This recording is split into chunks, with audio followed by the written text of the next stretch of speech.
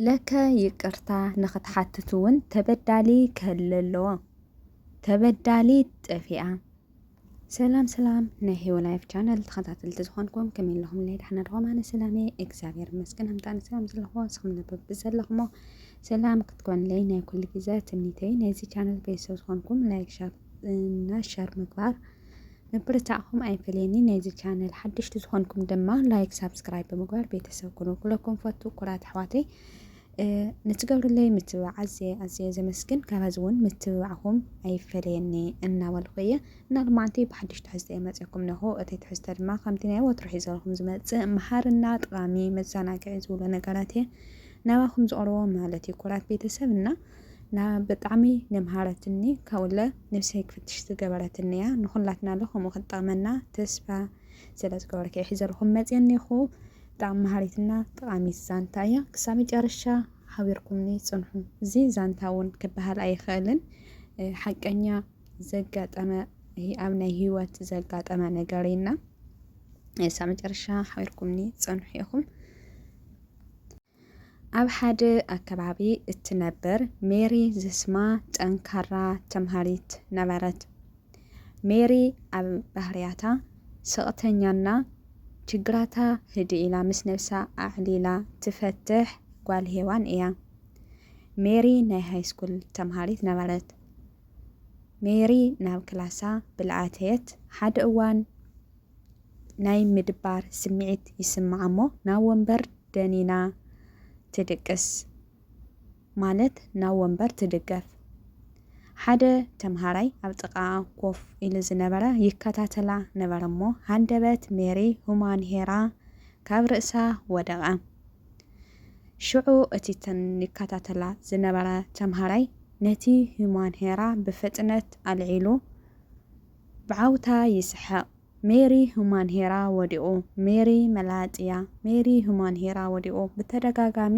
ከምዚ እናበለ የባጭን ይስሐቅን ነበረ እቶም ደቂ ክላሳ ድማ ኩሎም ግልብጥ ኢሎም ጥሞት ሞይ ዘይተጸበይዎ ነገር ኮይኑዎም ሜሪ መላጥ ዝብሉ ነበሩ ንሰሙናት ለኣክል ሜሪ መላጥ ኾነ ዘረኦም ካብ መዓልቲ ናብ መዓልቲ እዚ ጉዳይ ለሜሪ ከጨንቃን ከናድዳን ጀመረ ሰሙናት ሓለፈ እቶም ደቂ ክላሳ እውን ምስሓቆምን ምብጫዮምን ኣየቋረጹን እስቲ መጀመርያ ዘረኣያና ኣሕሊፉ ዝሃባ ከዓሞ ልባኣሰ እዩ ኩሉ ግዜ ሜሪ ከተናድድ ኣለካ ተዊሉ ዝተላኸ እዩ ዝመስል ሜሪ ድማ ኣዝያ ትሕዝንን ትበሳጨን ነበረት ጭንቀት ድማ ይፈጥረላ ነበረ ምክንያቱ ወላ ሓደ ክርዳኣ ልኽእል ሰብ ኣይነበረን ኩሉ ክፈርዳይ ክላገጸላይ ጥራእዩ ዝረአ ካብዚ ኩላ 53 ሳልኣኽሉ ተምሃሮ ሓደ ዋላ ብለይ መርዶ ብጣዕሚ ሓዘነት ድሕሪ ነዊሕ ሰሙናት ሜሪ ናብ ክላስ ምምፃእ ኣቆመት እቶም ተምሃሮ ከም ናይ ኣምሎም ሜሪ መላጥ ኢሎም ልኽላገጹን ልኽስሕቁን ሜሪ ሰኣንዋ ክትመጽእ ኣይከኣለትን መምህሮም ድማ ኩሉ ግዜ ይጭኽጭኾም ነበረ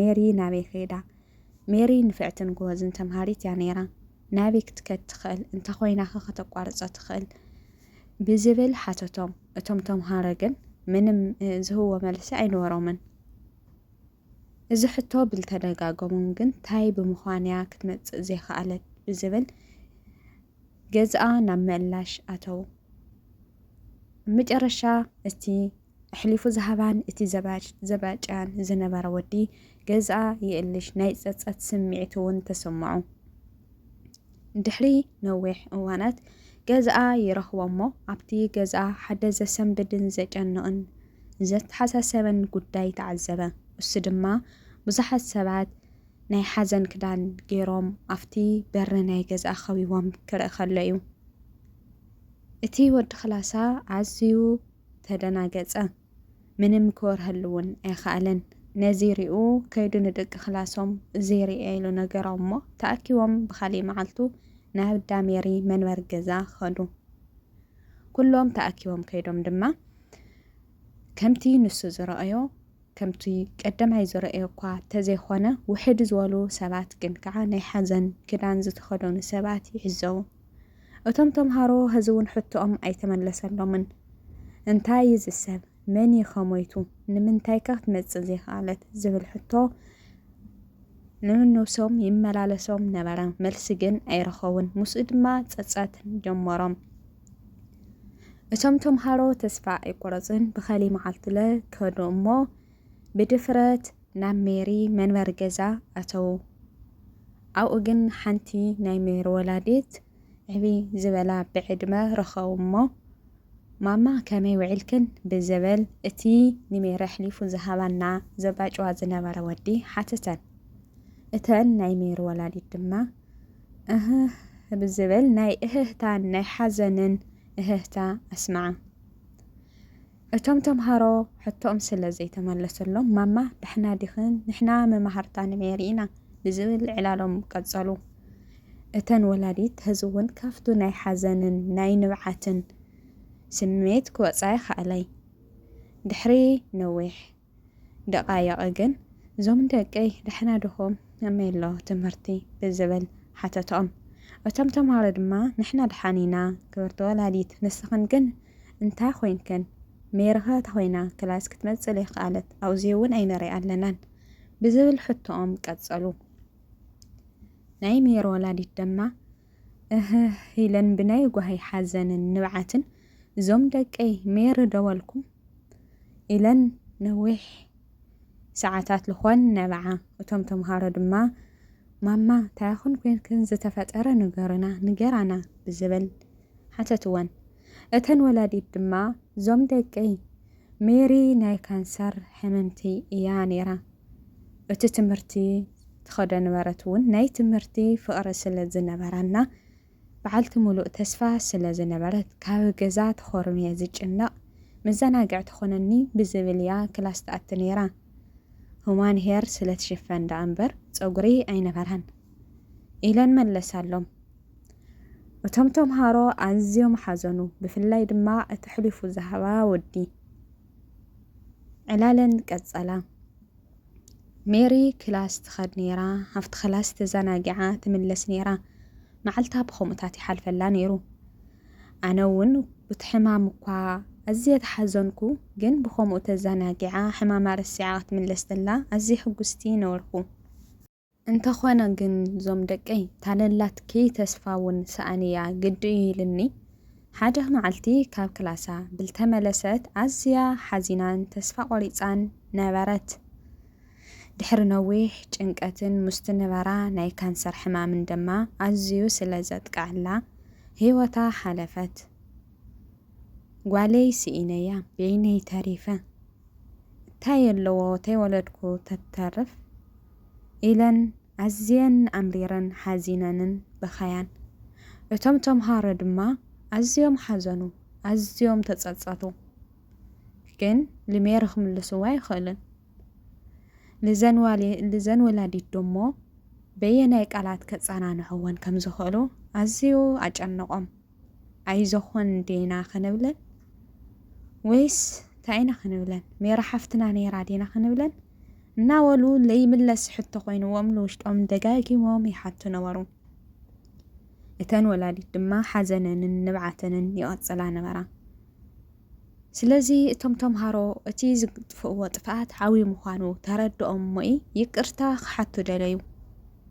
ግን ልመን ይሕተቱ። ልዘን ወላዲት ይቅርታ ጓልህን ከምዚልና በዲልና ያይና ኢሎም ከይሓትወን ወላዲት ድርብ ሓዘን ከይኾነን ፈርሑ። ወላዲት ኣይዞኹን ክብልወን ዝመፁ መሲልወን ካልኣይ ሓዘን ከየርድእወን ፈርሑ።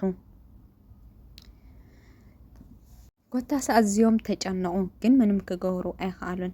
ይቅርታ ይቅርታ ይቅርታ በል ዝብል ኣእምሮኦም እናበለ ይርብሾም ነበረ። ግን ልመን ይቅርታ ይበሉ? ለከስ ይቅርታ ንኽትብል እውን ተበዳሊ ክህል ኣለዎ። እዞም ሰባት ብልክዕ በደለኛታት እዮም። ዋላ እኳ ሕማም ይንበራ፣ ግን በቲ ሕማማ ኣዝያ ክትጭነቕን ኣዝያ ክትርበሽን ብምግባር ናይ ሞታ መዓልቲ ድማ ዘቃላጠፍዎ ሰባት እዮም። ይቅርታ የኾነ ልዕሊ ይቅርታ እውን ክብሉ ይግብኦም።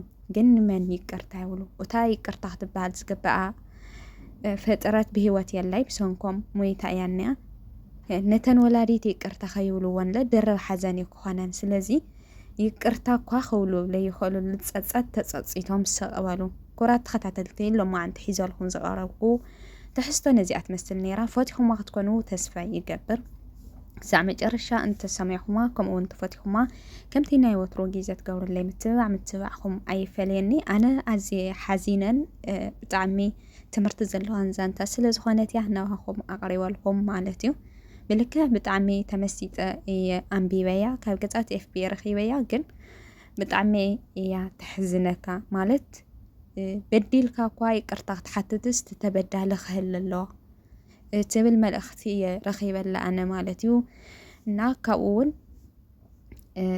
ሰባት ዝኾነ ጥፍኣት ከነጥፍእ ከለና ንሰባት ክንፈርድ ከለና ንሰባት ከነሕዝን ከነጉህ ከለና ብልኾነ ነገር ክንቀልድ ከለና ቅድሚ ምብጫውናን ቅድሚ ምፍራድናን መጀመርያ ክንፈልጥ ክንምርምር ኣለና ክንሓትት ኣለና እንተው ሓደ ክንሓትት ኣለና ወላ እውን ጥራይ ነውሲ ዝኸደ ሰብ ክንፈርዶ ዘይኮነ ክንሓተ እዩ ዘለና ምክንያቱ ንምንታይ ከምኡ ኮይኑ ንሱ ብቻ እዩ ዝፈልጦ እና ኩራት ኣሕዋተይ ልማዓንቲ ትሕዝተይ ነዚኣ ትመስል ነይራ እንትፈቲኹማ ከም ተቐዲመ ዝበልኩም ላይክ ሰብስክራይብ ምግባር ቤተሰብ ዘይኮንኩም ሰብስክራይብ ቤተሰብ ዝኾንኩም ላይክ ምግባር ኣይትረስዑ ሃናፅሪትኩም ኣይፍልየኒ ኣብ ዝቕፅል ክሳብ ብኻሊእ ብሓድሽ ትሕዝቶ ንራኸብ ሰናይ ግዜ ሰናይ ቅንያት ትኾነልኩም ሰናይ ትምኒተ እዩ